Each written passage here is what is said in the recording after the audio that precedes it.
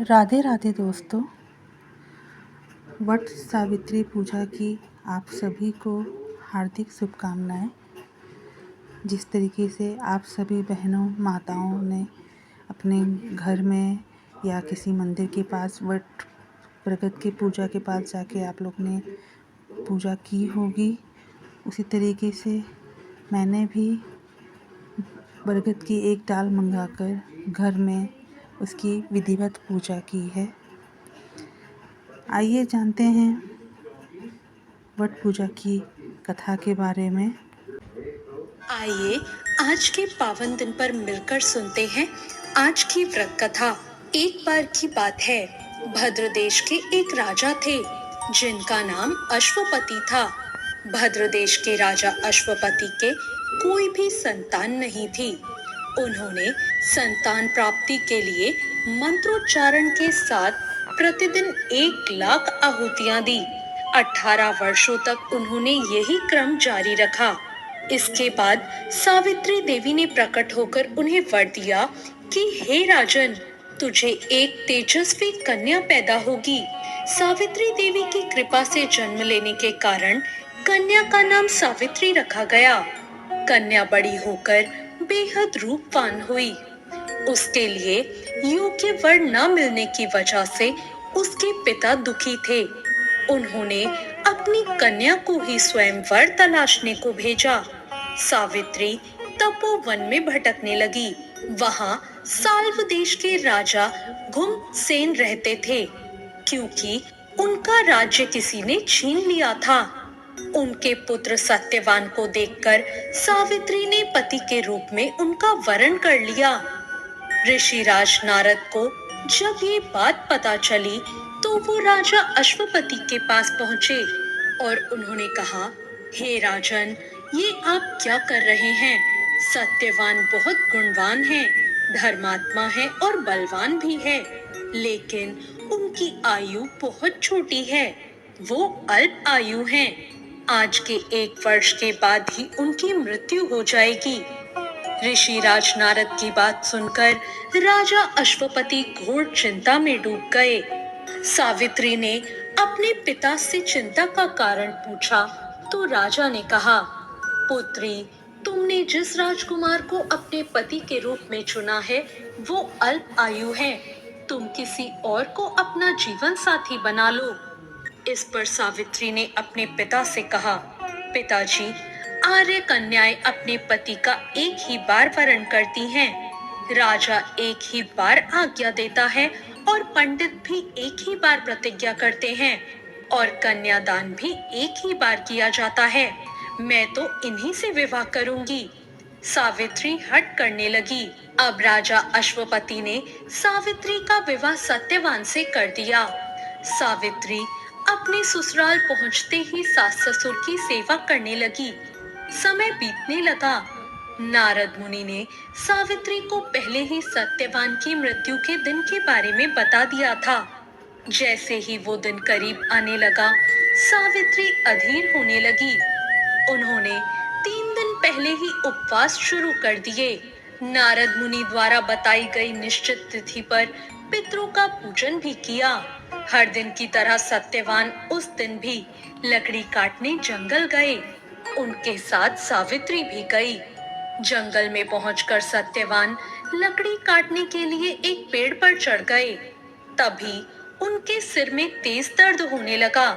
दर्द से व्याकुल सत्यवान पेड़ के नीचे उतर गए और सावित्री उन्हें देखकर अपना भविष्य समझ गई। सत्यवान के सिर को गोद में रखकर सावित्री वहां सत्यवान का सिर सहलाने लगी। तभी वहां यमराज आते दिखे। यमराज अपने साथ सत्यवान को ले जाने लगे। अब सावित्री भी उनके पीछे पीछे चल पड़ी। यमराज ने सावित्री को समझाने की कोशिश की कि ये विधि का विधान है, लेकिन सावित्री नहीं मानी। सावित्री की निष्ठा और पतिपरायणता को देखकर यमराज ने सावित्री से कहा, हे देवी, तुम धन्य हो, तुम मुझसे कोई भी वरदान मांग सकती हो। सावित्री ने कहा, मेरे सास ससुर वनवासी हैं और अंधे हैं। आप उन्हें दिव्य ज्योति प्रदान करें। यमराज ने ऐसा ही किया और कहा, जाओ, तुम्हारी इच्छा पूरी हुई, अब लौट जाओ। लेकिन सावित्री अपने पति सत्यवान के पीछे पीछे चलती रही। यमराज ने कहा, देवी, तुम वापस जाओ। सावित्री ने कहा, भगवान, मुझे अपने पति के पीछे पीछे चलने में कोई परेशानी नहीं है। पति के पीछे चलना तो मेरा कर्तव्य है। यह सुनकर उन्होंने फिर सावित्री को वर मांगने को कहा।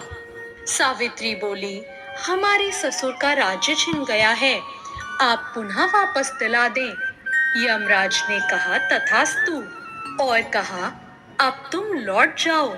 लेकिन सावित्री पीछे पीछे चलती रही। यमराज ने सावित्री को कहा, अब एक और वरदान मांगो। इस पर सावित्री ने 100 संतानों का और सौभाग्य का वरदान मांग लिया।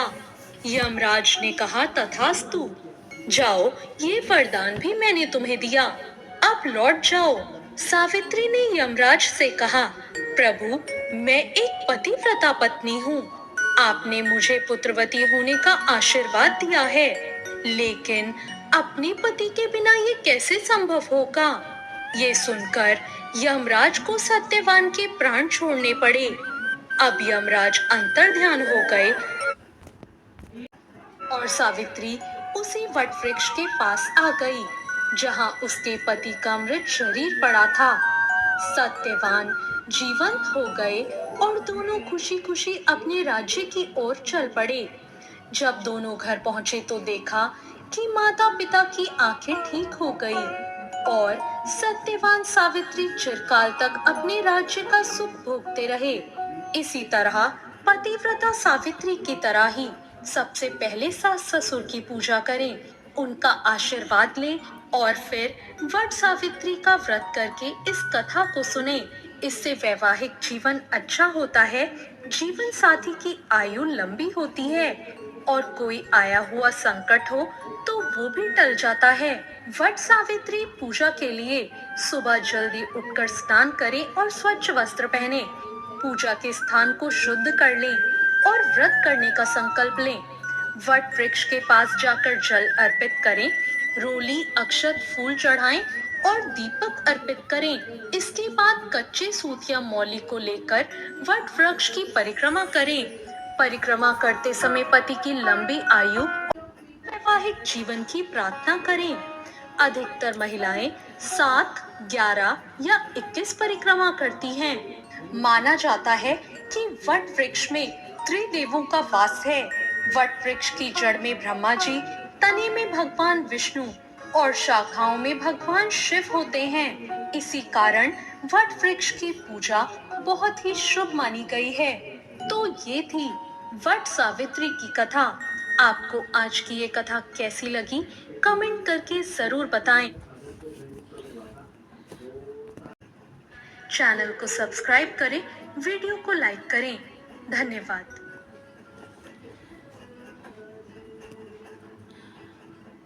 आशा करते हैं कि आपको भी ये कथा पसंद आई होगी। आप लोग भी यही कथा सुनते होंगे जब जब वट सावित्री की पूजा करते हैं, बरगद की पूजा करते हैं, सुहाग की लंबी उम्र की कामना करते हैं। इसी तरीके से आप सभी हमेशा ऐसे ही हर साल पूजा करते रहें, अपने सुहाग की लंबी उम्र के लिए प्रार्थना करते रहें। आप सबको कैसा लगा ये वीडियो, कृपया करके ज़रूर बताइएगा। जय श्री राधे।